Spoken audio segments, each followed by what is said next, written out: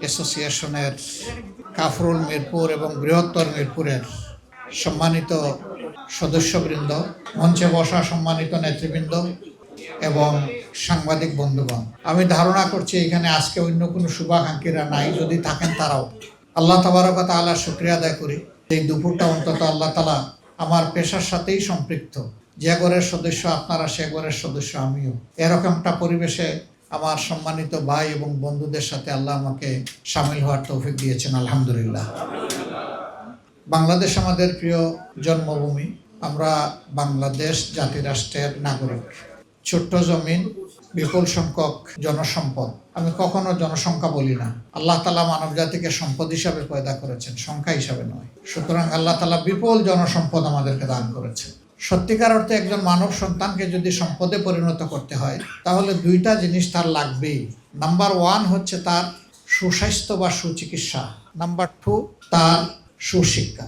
কুড়ে ঘরে থাকুক অসুবিধা নাই, 20 তলায় বসবাস করুক তাতেও কোনো অসুবিধা নাই, কোনো প্রাসাদের বাসিন্দা হোক এটাতেও কোনো অসুবিধা নাই, কিন্তু এই দুইটা জিনিস যেন সংশ্লিষ্ট লোকদের সাথে মিশে যায়, মিলে যায়।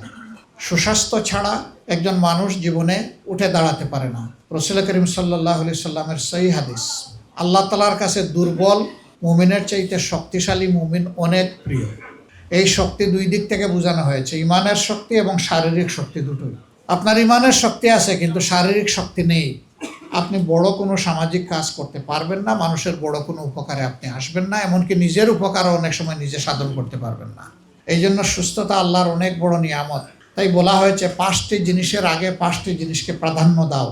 এর মাঝে একটা হচ্ছে অসুস্থ হওয়ার আগে সুস্থতার প্রাধান্য দাও। সেই মানুষকে আল্লাহ তাআলা পয়দা করেছেন, আর সুস্থ রাখার জন্য আমরা চেষ্টা করি গোটা চিকিৎসা চেইন।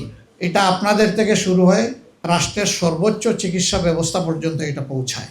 এখানে ডাক্তার আছেন, টেকনোক্রেটস আছেন, টেকনিশিয়ান আছেন, নার্সরা আছেন, অ্যাসিস্ট্যান্ট যারা মেডিকেল পার্সন তারা আছেন, আমাদের ওয়ার্ড বয়রা আছে, আমাদের ওয়ার্ড বয়দের পাশাপাশি যাদেরকে আয়া বলা হয় তারা আছে, ক্লিনাররা আছে। এই একটা চেইন। আর একটা চেইন হচ্ছে যে ওটার লজিস্টিক যারা সাপ্লাই দেবেন, সেই লজিস্টিক সাপ্লাইয়ের বড় এভিনিউটা হচ্ছে ঔষধ। ঔষধের এই বিশাল ফিল্ড। আলহামদুলিল্লাহ, এক সময় বাংলাদেশের ঔষধ শিল্প নির্ভরশীল ছিল বিদেশি কোম্পানির উপর।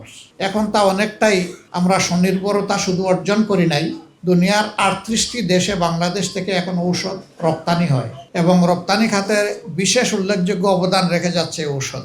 আমার আগে যারা বক্তব্য রেখেছেন ভেরি প্রিসাইজলি পিন পয়েন্ট, তারা একেবারে যথাযথ জায়গায় অঙ্গুলি নির্দেশ করে তারা কথা বলেছেন।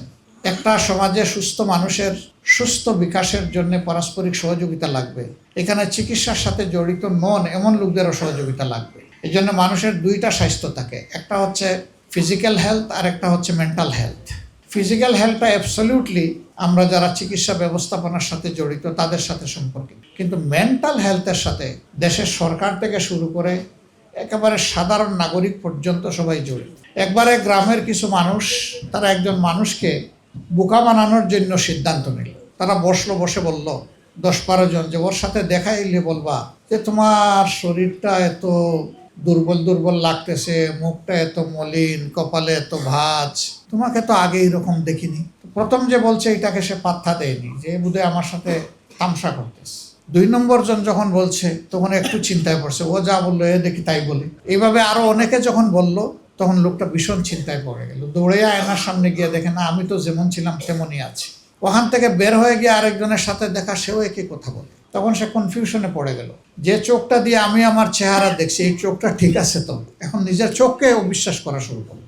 এই যে দেখেন মেন্টাল হেলথের উপরে কত বড় আঘাত। এই মানুষগুলা যারা তাকে কমফর্ট দেওয়ার কথা তারা তাকে ডিসকমফর্ট প্রোভাইড করলো। তো এই জন্যে সমাজের প্রত্যেকটা মানুষের এইখানে দায়বোধ সম্পন্ন দায়িত্ব পালন যখন করে তখন একটা সমাজকে সামনের দিকে এগিয়ে নেওয়া যায়, সমাজ সুস্থ হয়, সুন্দর হয়, ভালো হয়।